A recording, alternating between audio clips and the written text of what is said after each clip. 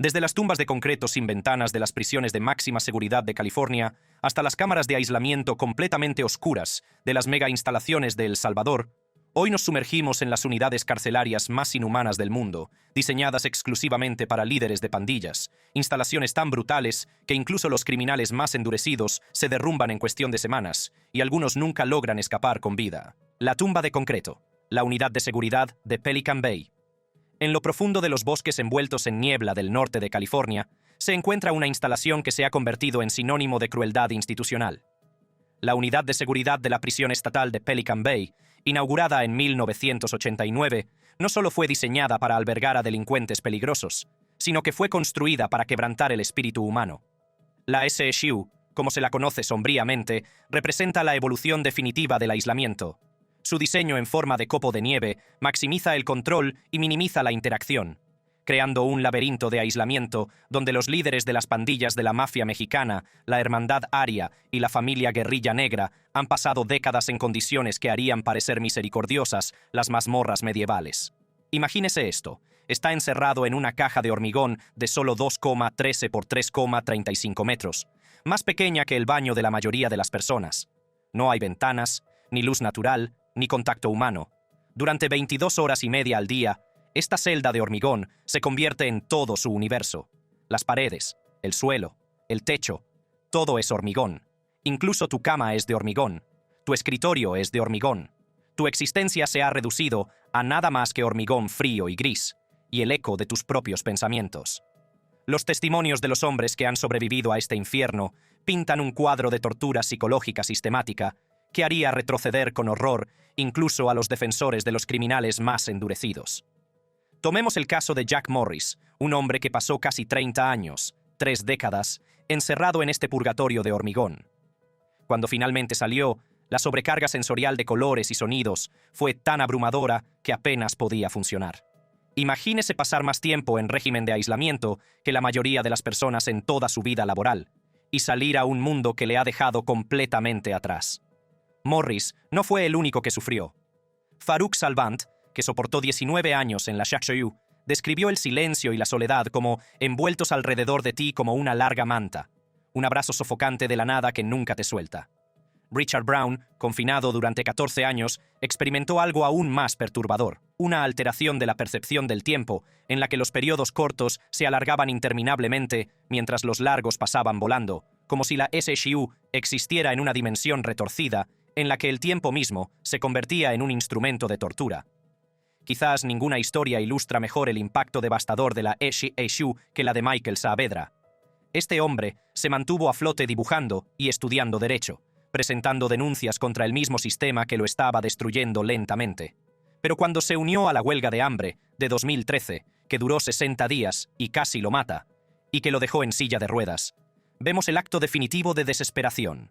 Hombres que literalmente se mueren de hambre para protestar contra condiciones tan inhumanas que la muerte parece preferible. Las huelgas de hambre que estallaron en la SSU no fueron incidentes aislados de rebelión, sino gritos desesperados de humanidad que resonaron mucho más allá de los muros de hormigón. La huelga de hambre de 2011 involucró a más de 6.000 presos en toda California, creando una de las mayores protestas carcelarias de la historia de Estados Unidos. No se trató de disturbios violentos ni de revueltas caóticas, sino de actos metódicos y organizados de autodestrucción por parte de hombres que no tenían nada que perder excepto sus vidas. Lo que hace que la SSU sea especialmente insidiosa es la privación sensorial total. A los reclusos solo se les permiten 10 libros y un televisor con los altavoces desactivados. Piénsalo por un momento. Desactivaron los altavoces de los televisores, privándoles incluso del confort humano básico que supone el sonido del entretenimiento.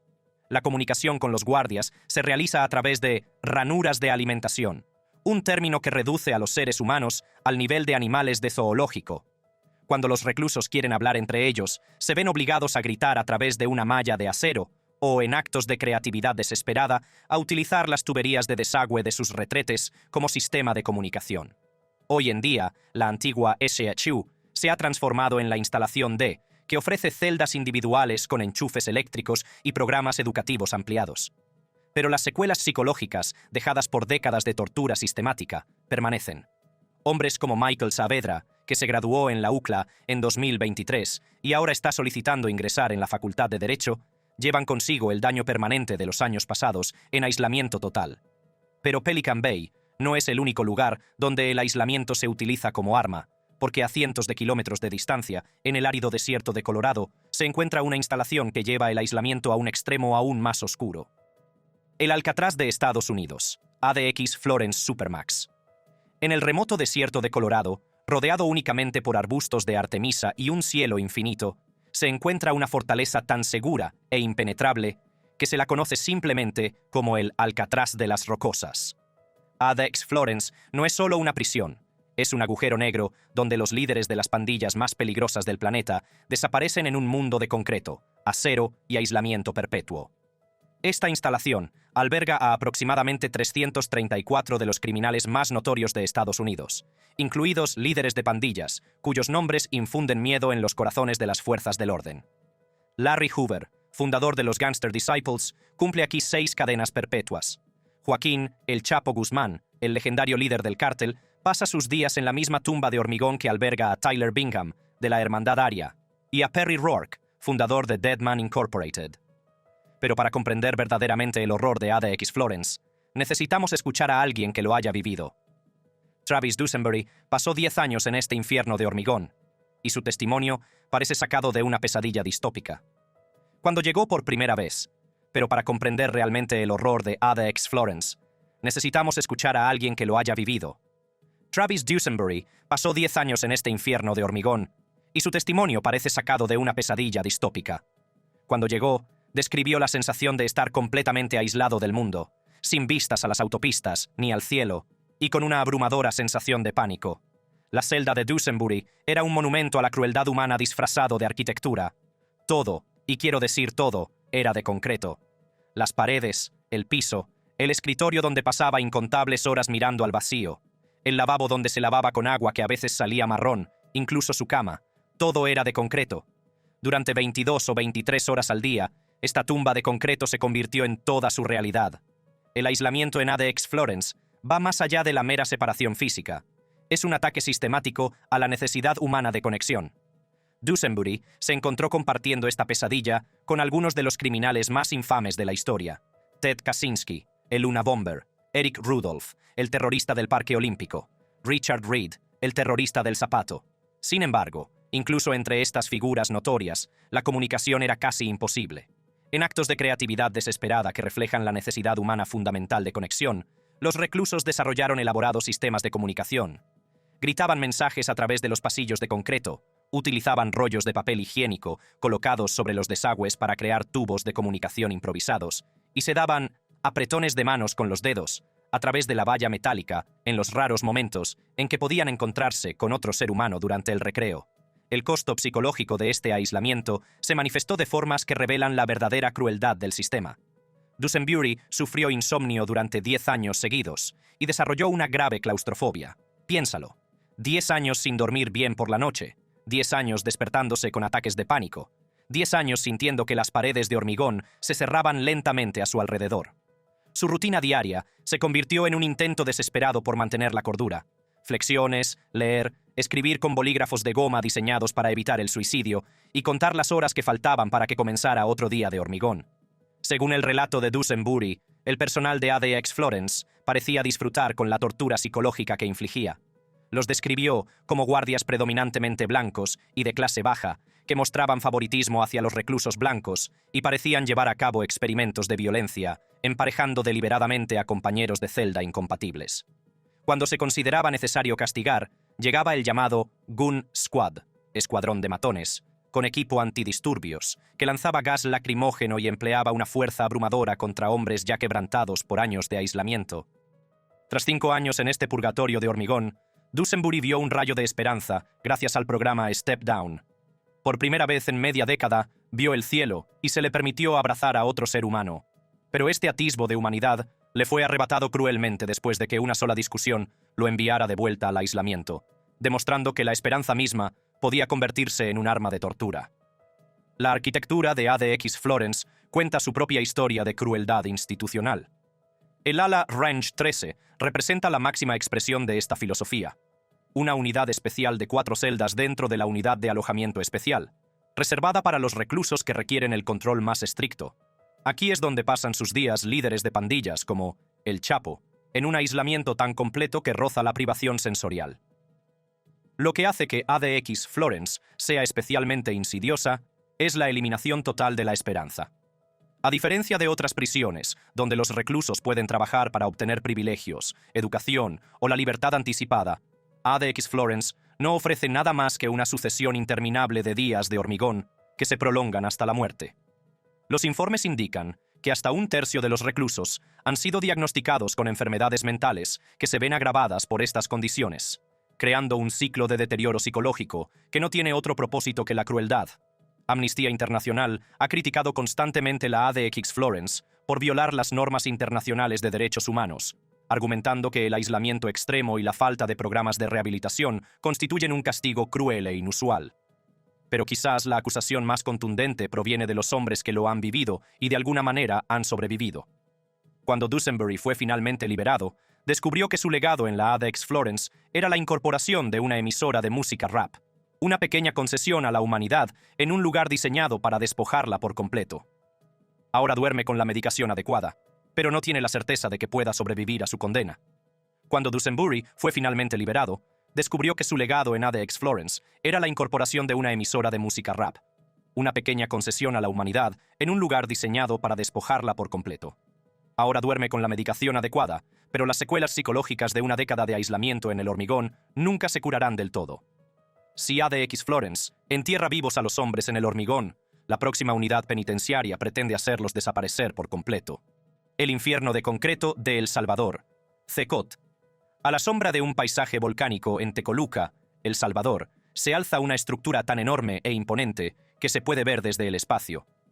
El Centro de Confinamiento Terrorista, conocido por sus siglas en español, CECOT, es la prisión más grande de América Latina, diseñada para albergar a 40.000 reclusos en condiciones que las organizaciones de derechos humanos han condenado como auténtica tortura. La instalación nació de la sangre y la desesperación. En abril de 2020, tras 77 homicidios en solo 3 días que Bukele atribuyó a los líderes de las pandillas que orquestaban la violencia desde la cárcel, el presidente ordenó medidas de confinamiento tan extremas que redefinieron nuestro concepto de aislamiento. Pero el CECOT, inaugurado en 2023, representa la plena realización de esta brutal filosofía. Una prisión diseñada no solo para contener a los líderes de las pandillas, sino para borrarles de la existencia por completo. La arquitectura del CECOT cuenta la historia de una deshumanización sistemática. El viceministro de Justicia, Osiris Luna, declaró que ni un solo rayo de sol entrará en ninguna de estas celdas, y no era una hipérbole, era una promesa.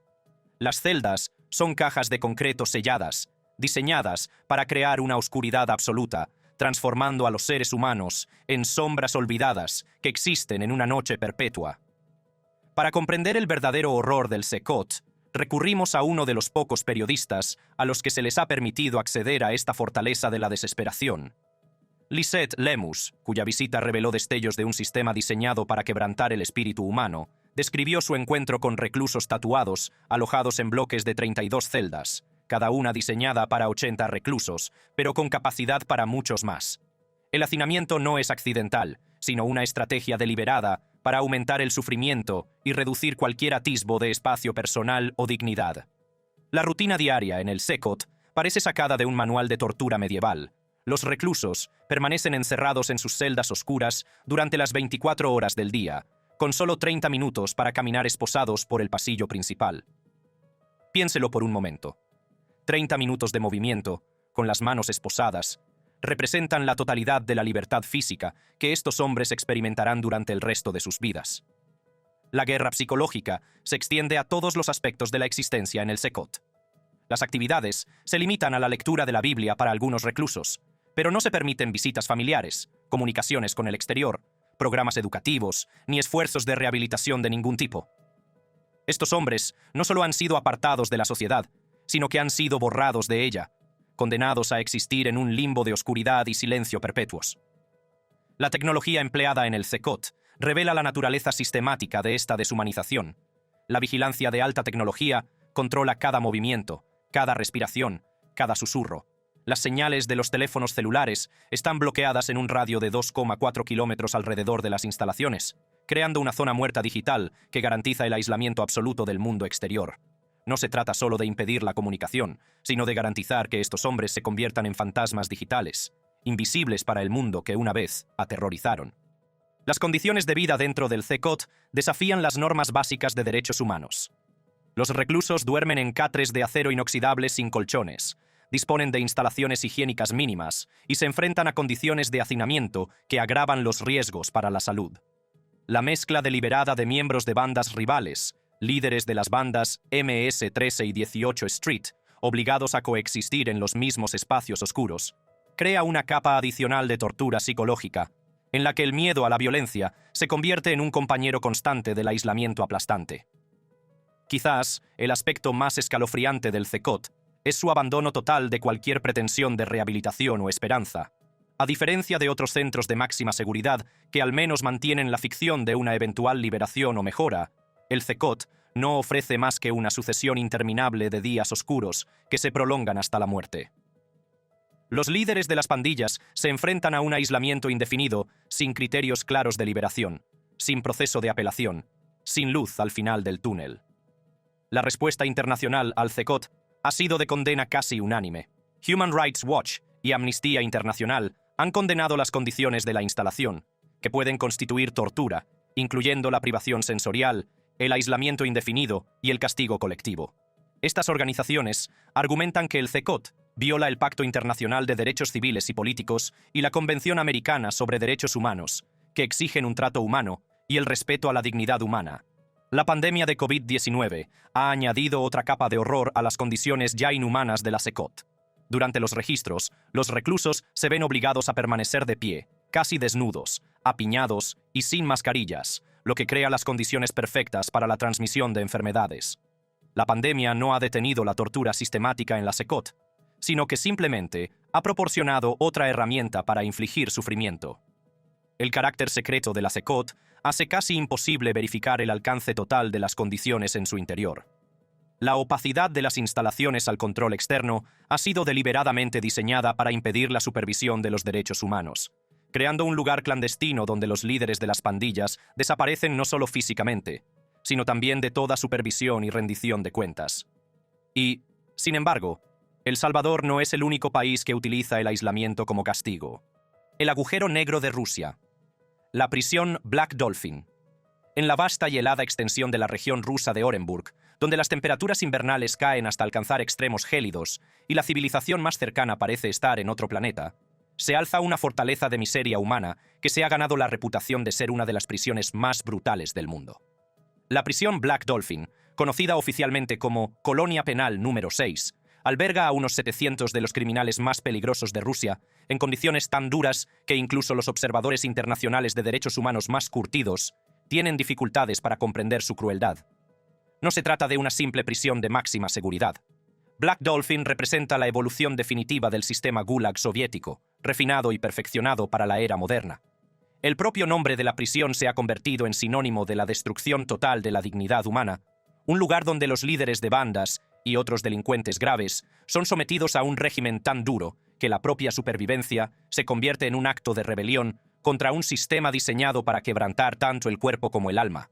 La arquitectura física de Black Dolphin cuenta la historia de la deshumanización sistemática a través del diseño ambiental. Los reclusos están aislados en celdas protegidas por 3 puertas de acero, lo que crea capas de barreras que transforman cada celda en una tumba enterrada dentro de otra tumba. El simbolismo es deliberado y devastador. Estos hombres no solo han sido apartados de la sociedad, sino que han sido enterrados vivos en una pesadilla burocrática de acero y hormigón. La rutina diaria en Black Dolphin parece un manual de tortura psicológica disfrazado de administración penitenciaria. Los reclusos tienen prohibido descansar o sentarse en sus literas durante 16 horas al día, y se les obliga a permanecer de pie o a caminar por sus diminutas celdas bajo vigilancia constante. Imagina el sufrimiento físico de estar obligado a permanecer de pie durante 16 horas todos los días, día tras día, año tras año, hasta que tu cuerpo se convierte en una fuente constante de dolor y tus piernas parecen a punto de fallarte. El periodo de ejercicio en Black Dolphin revela el compromiso de la prisión con la guerra psicológica a través de la ilusión del privilegio. Los reclusos disponen de 90 minutos diarios en lo que se describe como una gran jaula, pero incluso este breve respiro de sus celdas se convierte en otra forma de tortura. Mientras caminan como animales enjaulados en su zona de ejercicio, sus celdas son registradas en busca de contrabando, lo que garantiza que incluso sus pocos minutos de movimiento físico se vean empañados por la conciencia de que su pequeño espacio privado está siendo violado. Quizás el aspecto más devastador desde el punto de vista psicológico del régimen de Black Dolphin es su ataque sistemático a la dignidad humana a través de la vigilancia y el control totales. Los reclusos están bajo observación las 24 horas del día y deben responder a todas las órdenes con un «sí, señor», lo que reduce a hombres adultos, muchos de los cuales en su día dirigieron imperios criminales, a la condición de niños obedientes que buscan constantemente permiso para realizar las funciones humanas más básicas. Los procedimientos de transporte en Black Dolphin revelan un nivel de guerra psicológica que roza la crueldad teatral.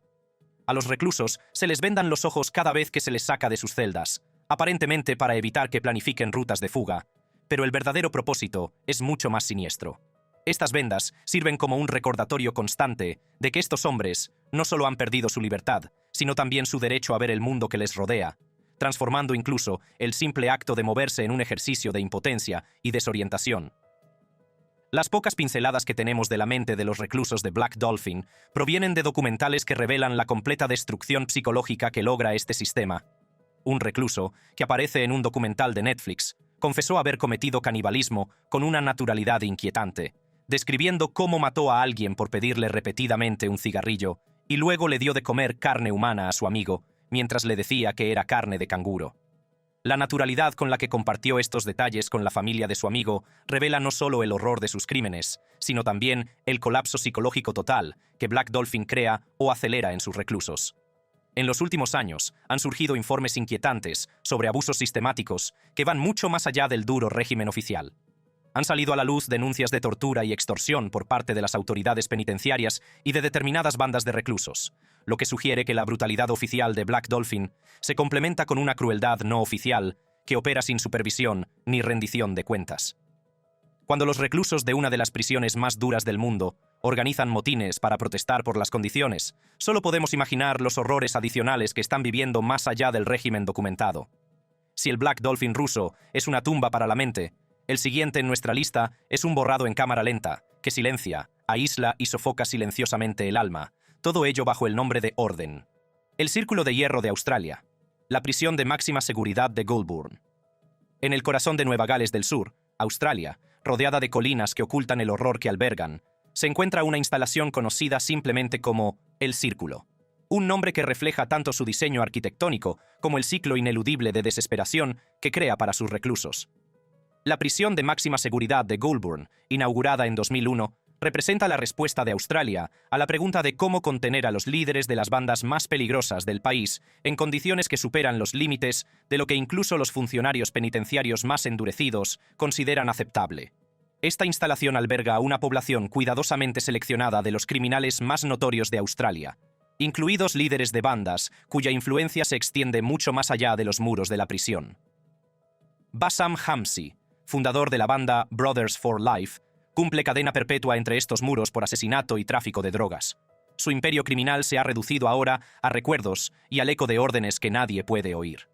Bilal Skaf, líder de una banda de Sydney implicada en actos sistemáticos de violencia sexual, pasa sus días cumpliendo una condena de 31 años que se extiende ante él como un túnel interminable de hormigón y acero.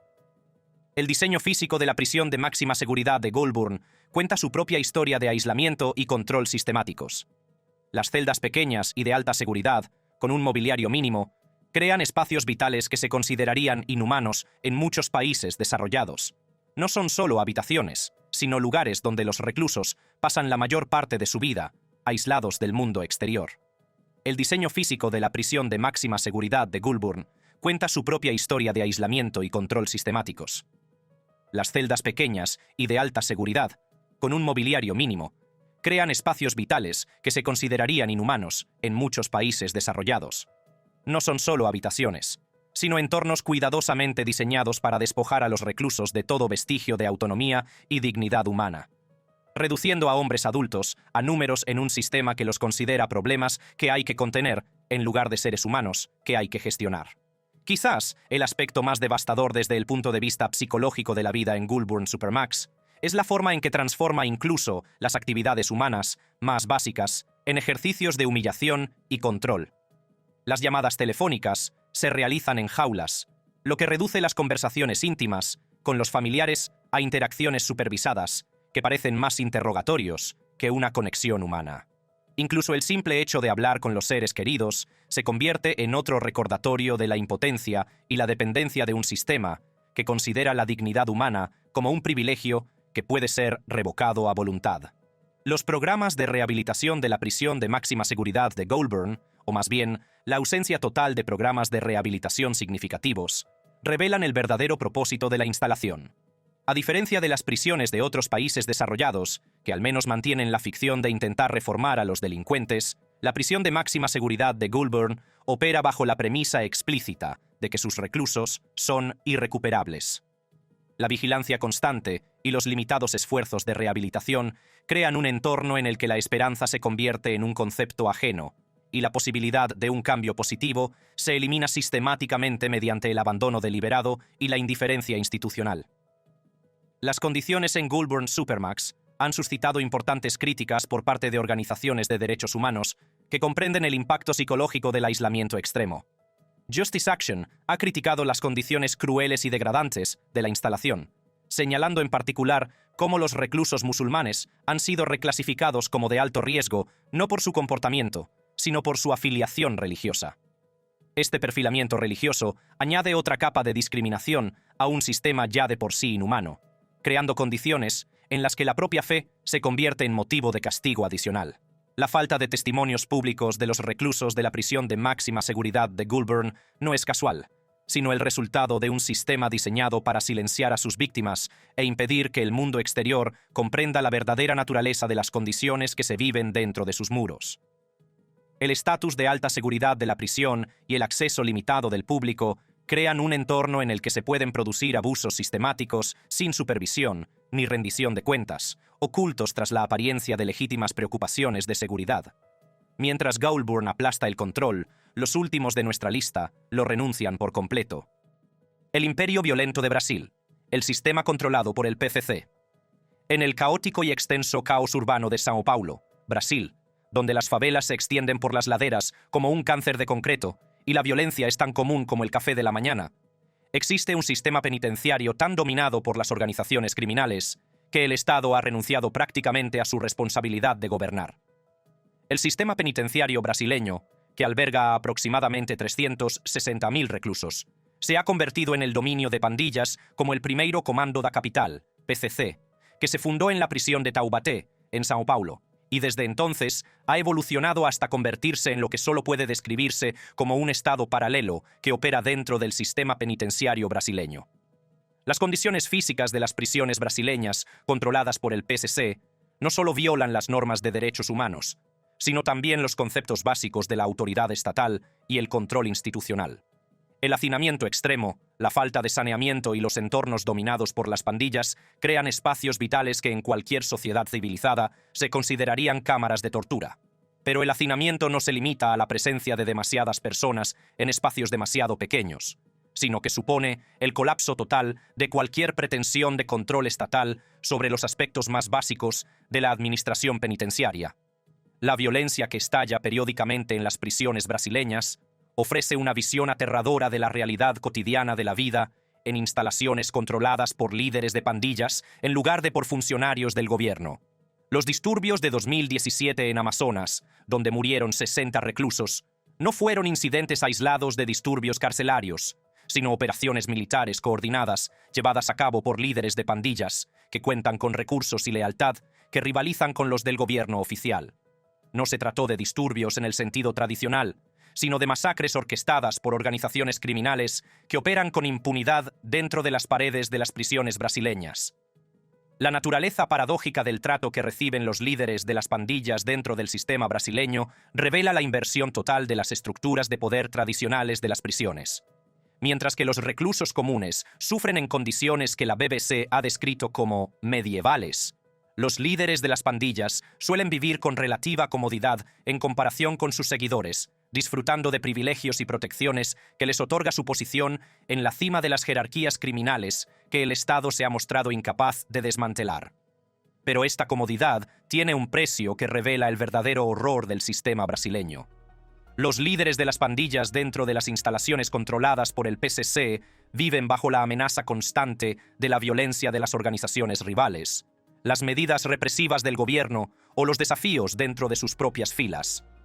La falta de un control estatal eficaz, junto con la violencia de las pandillas y las malas condiciones de vida, crea un entorno en el que incluso los líderes de las pandillas más poderosos viven en un estado de vigilancia y miedo perpetuos que puede ser más destructivo psicológicamente que las formas tradicionales de aislamiento.